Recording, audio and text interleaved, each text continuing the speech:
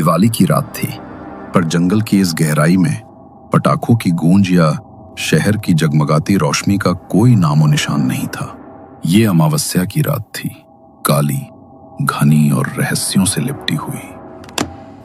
Car की headlight की पीली रोशनी में राघव अपनी कार को एक सुनसान पगडंडी पर रोक चुका था।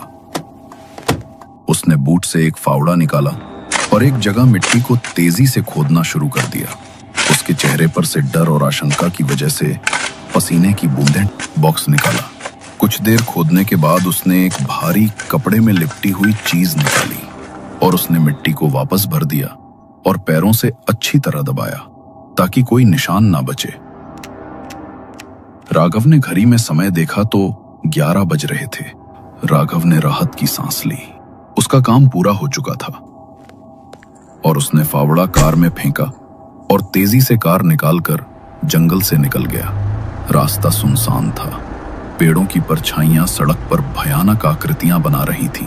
अचानक कार की हेडलाइट की रोशनी में सड़क के बीचों बीच एक लंबी सफेद कपड़े पहने लड़की की आकृति दिखाई दी। ये इतनी अचानक हुआ कि राघव को सोचने का मौका नहीं मिला। कार सड़क से उतरकर झाड़ियों में घुस गई और एक जोरदार झटके के साथ रुक गई। राघव सदमे में बाहर निकला। उसने तेजी से पीछे मुड़कर देखा। जहां वो लड़की अभी कुछ सेकंड पहले खड़ी थी, लेकिन वहां कोई नहीं था। सड़क खाली और अंधेरी थी। उसने कार को स्टार्ट करने की कोशिश की, लेकिन इंजन केवल कर्र कर्र की आवाज करके शांत हो गया। तभी अचानक कार का रेडियो अपने आप चालू हो गया। रेडियो से अजीब और विकृत ध्वनियां आ रही थी, जैसे कोई फुसफुसाहट और उसके बीच किसी महिला के कराहने की धीमी लंबी आवाज। राघव के रोंगटे खड़े हो गए। उसने झट से रेडियो बंद किया और उस जगह से दूर पैदल चलने का फैसला किया। वो घने जंगल के किनारे किनारे चलता रहा। करीब आधे घंटे बाद उसे दूर एक टिमटिमाती रोशनी दिखाई दी। एक टूटी फूटी अकेली झोंपड़ी। उसने दरवाजे पर दस्तक दी। अंदर से दरवाजा खुला और सामने एक बेहद सुंदर लड़की खड़ी थी। उसकी बड़ी बड़ी आंखें हल्की रोशनी में चमक रही थीं। कौन है आप इतनी रात को इस जंगली इलाके में? लड़की ने पूछा। राघव ने जल्दी से अपनी आप बीती सुनाई कि कैसे उसकी कार खराब हो गई। लड़की ने बिना कोई सवाल किए उसे रात के लिए रुकने की पनाह दे दी। उसका नाम जिया था। राघव जिया की सुंदरता से इतना प्रभावित हुआ कि कुछ देर के लिए अपना डर भूल गया। झोंपड़ी के अंदर दिए जल रहे थे और माहौल में एक अजीब सी गर्मी थी। जैसे जैसे रात गहराती गई, राघव ने जिया से फ्लर्ट करना शुरू कर दिया। वो अपनी परेशानी भूलकर उसके करीब आने की कोशिश करने लगा। जिया ने एक संदिग्ध मुस्कान के साथ हल्की फुल्की बातचीत में उसका साथ दिया। ठीक तभी झोंपड़ी में जल रहे दियों की लौ अचानक तेज हो गई और तेजी से झूलने लगी। घड़ी में 12 बज चुके थे। जैसे ही घड़ी की सुइयां मिली, राघव की नजर झोंपड़ी के कोने पर पड़ी। दिए की झूलती लौ की रोशनी में उसे वहां एक काली ऊंची परछाई दिखाई दी, मानव आकार की, लेकिन धुंधली और भयानक। राघव का मुंह खुला रह गया। उसका सारा फ्लर्ट, सारी हिम्मत एक पल में गायब हो गई। परछाई पलक झपकते ही गायब हो गई। वो क्या था? राघव ने हाँफते हुए पूछा। डर गए राघव? जिया ने पूछा।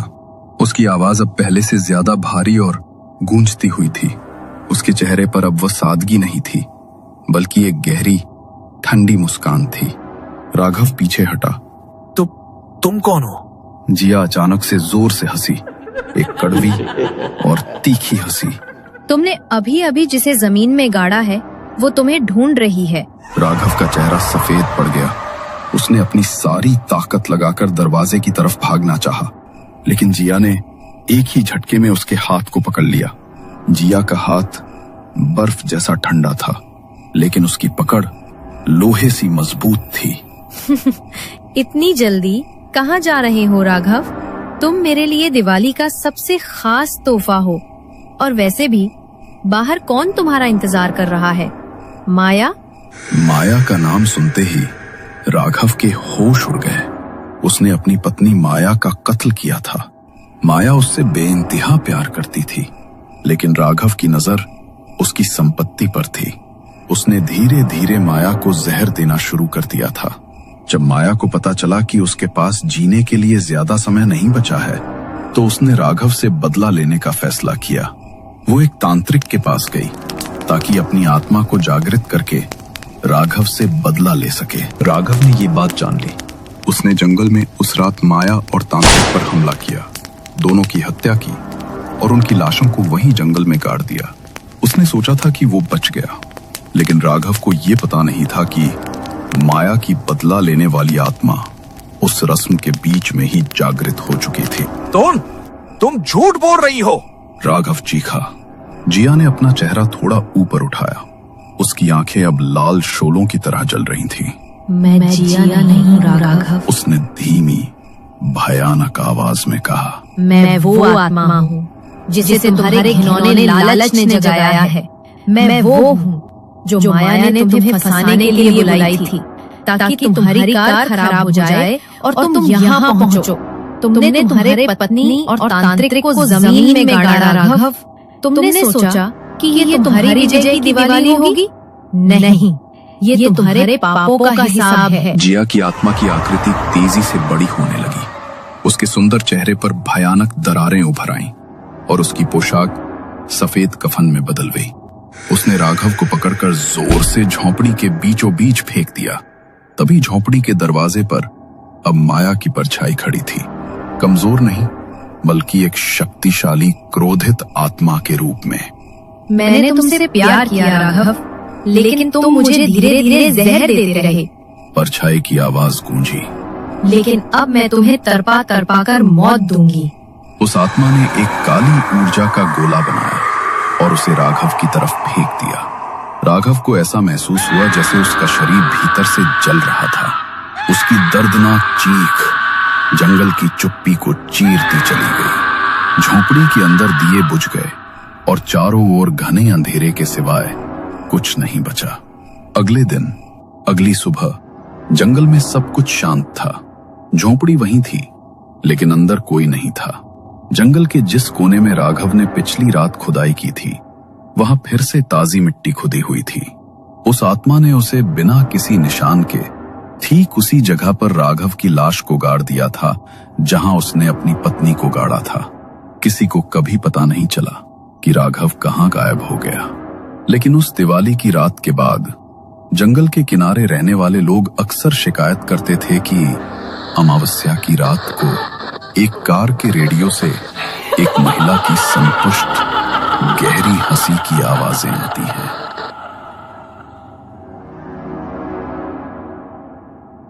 शहर की भागम भाग से दूर जंगल के बीचों बीच बने एक 2 कमरे की सरकारी बिल्डिंग में एक तकरीबन 50 साल का आदमी लकड़ी के स्टूल पर बैठा हुआ था। कमरे में बस नाम की ही रोशनी थी, जिसमें बमुश्किल उसका चेहरा दिखाई पड़ रहा था। उसकी आंखों के चारों ओर गहरे काले गड्ढे नजर आ रहे थे। शरीर पर नीले रंग की सरकारी वर्दी और होठों के बीच एक बीड़ी दबी हुई थी। शून्य की ओर ताकते हुए वो लगातार बीड़ी के कश ले रहा था। अचानक ही उस वीरान पड़े कमरे में एक हलचल हुई और एक 22-25 साल का नौजवान धीरज कमरे में दाखिल हुआ। नमस्ते। मैं धीरज हूँ। सफाई के लिए मेरी यहाँ पोस्टिंग हुई है।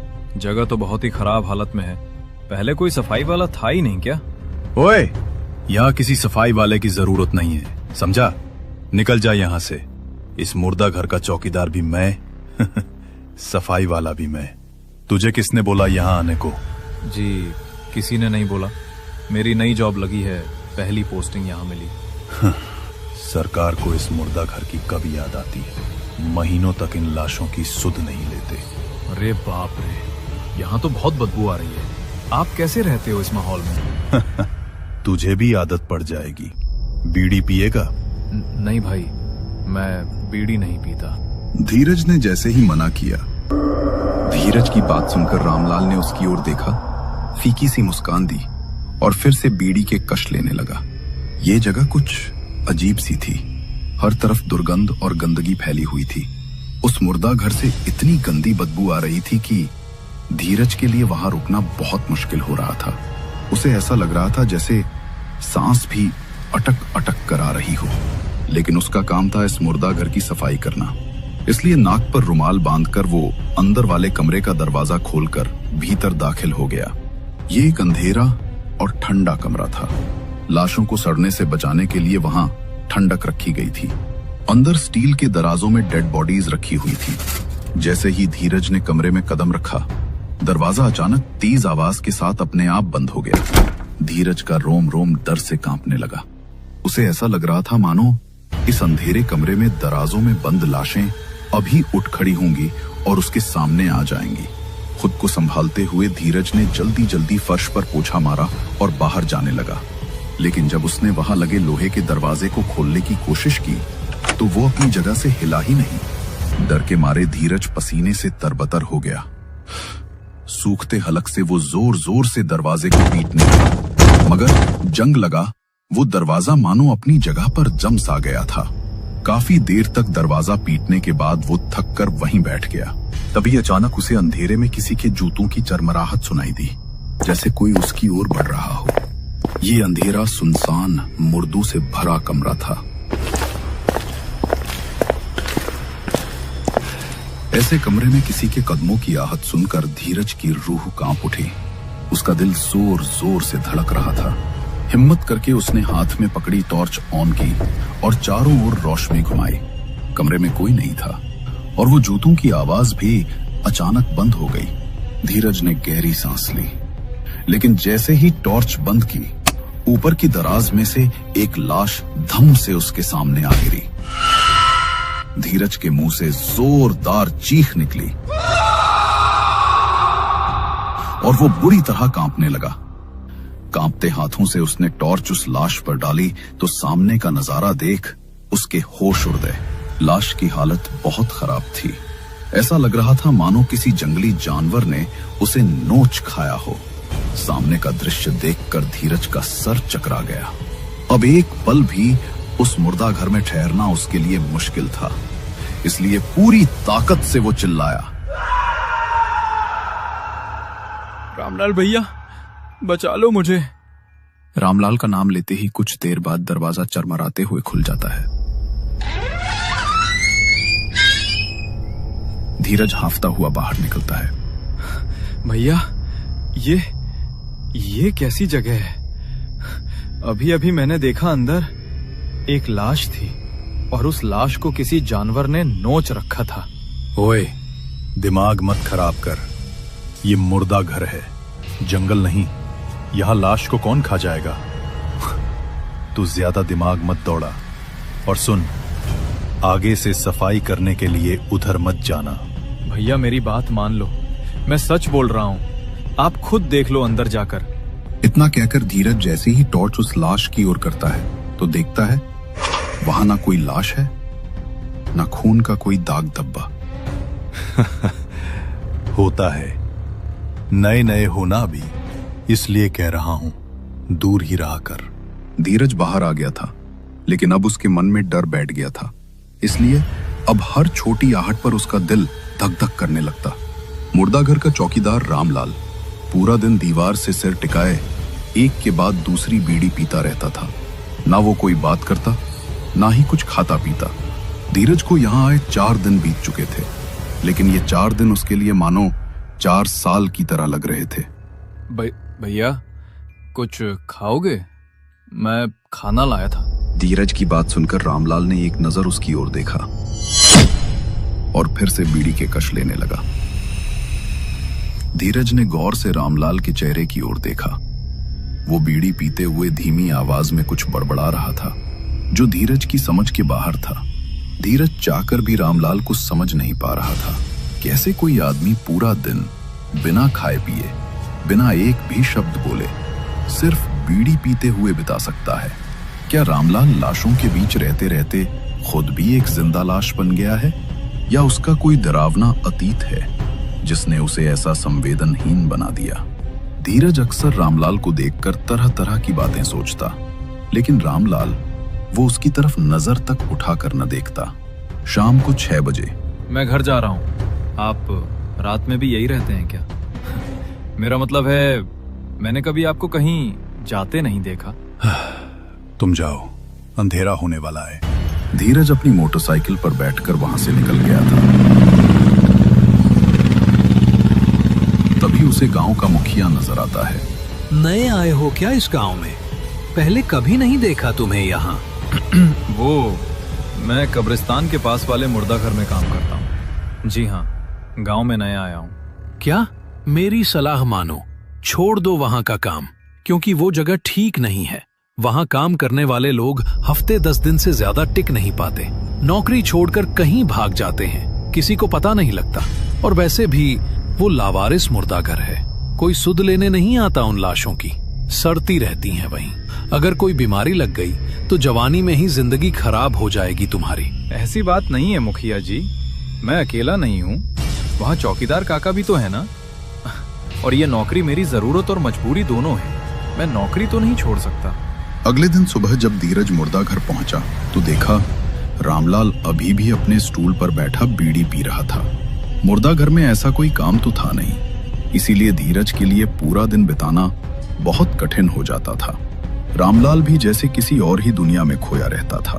धीरज के बात करने पर भी वो उसकी बातों का जवाब ना के बराबर ही देता था, जिसके कारण धीरज ने अब उससे कुछ भी कहना बंद कर दिया था। लेकिन उसने महसूस किया था वो अकेले में हर समय कुछ बड़बड़ाता रहता है। धीरज ने रामलाल की तरफ देखा और धीरे से कहा कि वो थोड़ी देर में खाना खाकर वापस आ जाएगा। रामलाल ने बिना कुछ बोले बस गर्दन हिलाकर हामी भर दी। धीरज वहां से गांव की तरफ निकल गया था। 2 घंटे बाद जब वो लौटा तो देखा आज रामलाल अपनी जगह पर नहीं था। ये रामलाल काका कहाँ गए? धीरज दबे पांव अंदर लाश वाले कमरे के दरवाजे तक गया। वहां से आ रही आवाजें सुनकर उसकी धड़कनें तेज हो गईं। अंदर से रामलाल के किसी के साथ जोर जोर से बातें करने और हंसने की आवाज आ रही थी। ऐसा लग रहा था मानो कोई रामलाल का जानने वाला अंदर बैठा है, जिसके साथ वो दिल खोल कर बातें कर रहा है। धीरज ने दरवाजा खोलकर अंदर झांक कर देखा। रामलाल एक लाश के पास बैठा बातें कर रहा था। धीरज अब पसीने से लथपथ हो चुका था। तेज कदमों से वो वापस बाहर वाले कमरे में आता है और धम से अपनी कुर्सी पर बैठ जाता है। उस रोज धीरज के लिए शाम तक वहां रुक पाना बहुत कठिन हो रहा था। शाम को 5 बजे ही वो घर के लिए निकल गया था। धीरज घर तो लौट आया था, लेकिन जो कुछ भी आज उसने अपनी आंखों से देखा था वो रह रहकर उसकी नजरों के सामने आ रहा था। पहले वो अधखाई लाश का उसके सामने आना और फिर अचानक गायब हो जाना, फिर रामलाल का इस तरह अपनी दुनिया में खोया रहना। मुखिया की बात कि लोग मुर्दा घर से अचानक गायब हो जाते हैं, और अब रामलाल को लाशों से बातें करते देखना। सैकड़ों सवाल धीरज के दिमाग में उथल पुथल मचाए हुए थे। धीरज इतना तो समझ ही चुका था कि इस मुर्दा घर में जो कुछ भी हो रहा है उसका राज रामलाल बहुत अच्छी तरह से जानता है। देर रात तक धीरज किसी पहेली में उलझा रहता है और फिर अचानक अपने बिस्तर से उठ खड़ा होता है।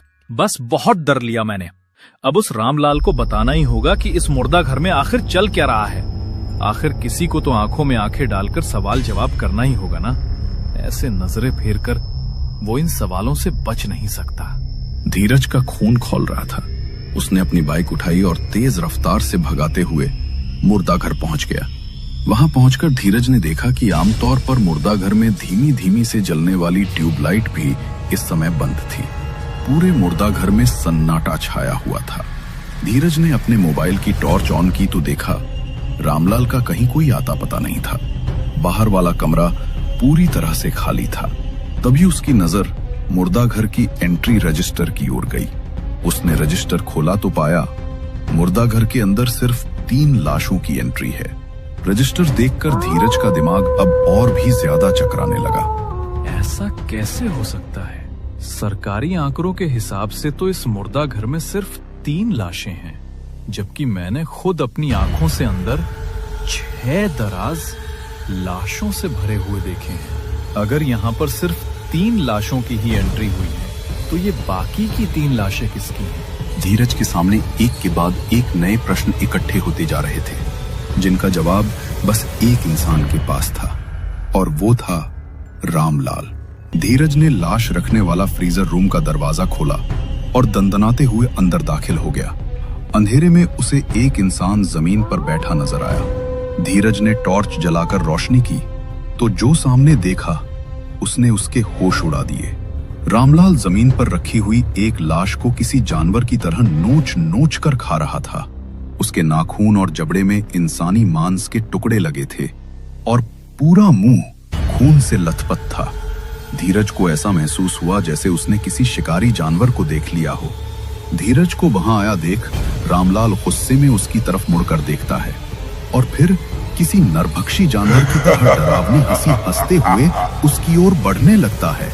धीरज रामलाल से बचने की कोशिश में एक अलमारी से जा टकराता है और तभी उस दराज में रखी लाश बाहर निकल आती है। लेकिन इस बार लाश का चेहरा देखकर धीरज के होश उड़ गए थे।